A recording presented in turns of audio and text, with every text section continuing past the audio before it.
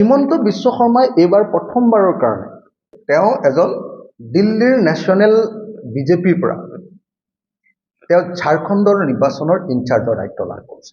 ঝাৰখণ্ডৰ ইনচাৰ্জৰ দায়িত্ব লাভ কৰি অসমৰ পৰা ৩,০০০ কোটি টকাতকৈ বেছি টকা লুটি লৈ গৈ ঝাৰখণ্ডৰ ইলেকশ্যনত লগালে বুলি খবৰ পাইছোঁ। 3,000 ৰুপিজতকৈ বেছি টকা অসমৰ পৰা নি ঝাৰখণ্ডৰ ইলেকশ্যনত হিমন্তই লগালে। ৩,০০০ কোটি টকা অসমৰ পৰা লুটি নি চিণ্ডিকেটৰ টকা গোটেই ভাৰতবৰ্ষত অসমৰ নাম ডুবাই পেলাইছে। আকৌ তাতো গৈ হিন্দু মুছলমান ঝাৰখণ্ডত যে হিমন্ত বিশ্ব শৰ্মাক মানে মোদী ডাঙৰীয়া আৰু অমিত শ্বাহ ডাঙৰীয়াই মানে হেৰিয়াৰ বিপৰীতে ব্যৱহাৰ কৰে। উত্তৰ প্ৰদেশৰ যোগী আদিত্যনাথৰ এগেইনষ্ট যোগী আদিত্যনাথে যিহেতু মোদী আৰু অমিত শ্বাহক চেলেঞ্জ কৰাৰ সম্ভাৱনা আছে, RSSৰ ছাপোৰ্ট আছে, যোগীক মানে মাইনাছ কৰিবৰ কাৰণে চেলেঞ্জ দিবৰ কাৰণে মাজে মাজে আৰু এটা ফিগাৰ উলিয়াই দেখুৱাবৰ কাৰণে অমিত শ্বাহে আমাৰ পোৱালী হিমন্ত বিশ্ব শৰ্মাক যোগীৰ লগত মানে পঠিয়াই দিয়ে। এইটো হ'ল তেওঁলোকৰ পলিটিক্স। সেই পলিটিক্সত এবাৰ ঝাৰখণ্ডৰ দায়িত্ব পালে। একদম হিমন্ত বিশ্ব শৰ্মাই টোপনি ধৰা নাই, মই এবাৰ নেশ্যনেল লিডাৰ হৈ যাব পাৰিম।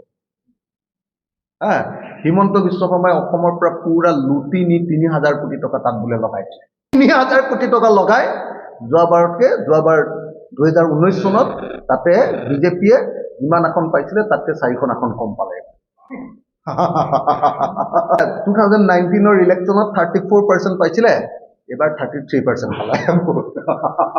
বুজিছে নহয়? আমাৰ পোৱালী হিমন্তই গোটেই অসমৰ টকা লুটি নি ঝাৰখণ্ডত কি উলিয়াইছিলেগৈ জানে নাই?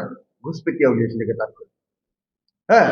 এই যে আমাৰ ইয়াত যে উলিয়াই কি আপোনাৰ লাভ জেহাদ, আমাৰ ইয়াৰ পৰা যে উলিয়াই যে মুছলমানে আমাৰ চব খাই পেলালে, কি বুলি উলিয়াই? ৰুটি, বেটি আৰু মাটি, এইটো মুছলমানে লৈ ল'লে বুলি উলিয়াইছিলে। সকলোৱে জানে যে ঝাৰখণ্ডৰ লগত কোনো মানে বাংলাদেশৰ কোনো ডাইৰেক্ট কানেকশ্যন নাই। আৰু যদি ইমান দূৰ আহিব পাৰিছে চেণ্ট্ৰেল গভৰ্ণমেণ্টৰে এইটো হেৰি 2 নম্বৰী, হয়নে নহয়? এইটোতো ফেইলাৰ। তো তেওঁ উলিয়াই দিলে যে ঘোষপেটীয়া, বিশেষকৈ উলিয়াই দিলে যে তাৰ যিখিনি ট্ৰাইবেল এৰিয়া, আদিবাসী এৰিয়া, চান্থাল পৰগনা বুলি কয়, চান্থাল পৰগনা এৰিয়াত গোটেই বাংলাদেশী সোমাই আমাৰ গোটেই বিজনেছ লৈ ল'লে বুলি ক'লে, মাটি লৈ লৈছে। অথচ সকলোৱে জানে যে চান্থাল পৰগনাত বাহিৰৰ পৰা যোৱা পৃথিৱীৰ কোনো মানুহে এক কথা মাটিও কিনিব নোৱাৰে। হিমন্তই উলিয়াই দিলে যে গোটেই ঘোষপেটীয়ে মাটি লৈছে। তো 2 নম্বৰ উলিয়াই দিলে যে আমাৰ বেটীবিলাকক লৈ গৈছে। মুছলমানে তাৰমানে আদিবাসী মহিলাবিলাকক বিয়া পাতিছে, বিয়া পাতি আমাক মানে এইটো মানে এনেকৈ মাটিটো ল'বলৈ বেটীবিলাকক লৈছে। 3 নম্বৰ ৰুটি লৈ লৈছে। হিমন্ত বিশ্বটো হিন্দী বেছি নাজানে, গতিকে তাৰ মাজতে এই 3টা যেনে তেনে উলিয়াই লৈছে। হিমন্ত বিশ্বই এতিয়া আপোনালোকে জানে নাই, ইংৰাজী আৰু হিন্দীৰ খুব এতিয়া টিউচন লৈ আছে। তাৰমানে প্ৰাইম মিনিষ্টাৰ হ'বলৈ মন মেলিছে বেচেৰাই। প্ৰাইম মিনিষ্টাৰ হ'বলৈ লাগে, সেইকাৰণে টিউচন লৈ আছে ইংৰাজী আৰু হিন্দী। হিন্দী আৰু ইংৰাজী কি কয় আপোনাৰ টিউচন লৈ ঝাৰখণ্ডত এবাৰ কৈ দিলে যে আমাৰ ৰুটি, বেটি, মাটি, এই 3টা ঘোষপেটীয়াই লৈ গৈছে, গতিকে ঘোষপেটীয়াক খেদিব লাগে। ঝাৰখণ্ডী মানুহে ক'লে, ঐ তই ক'ত ইয়াত ঘোষপেটীয়া দেখিবলৈ আহিছ? ঝাৰখণ্ডী মানুহে ক'লে, এই আমাৰ ঝাৰখণ্ডী স্বাভিমান নাইকিয়া কৰিবৰ কাৰণে তোৰ 2 নম্বৰ পলিটিক্স অসমৰ নিচিনা আকৌ ইয়াত উলিয়াব আহিছ, এনেকৈ বুলি গালি পাৰিলে।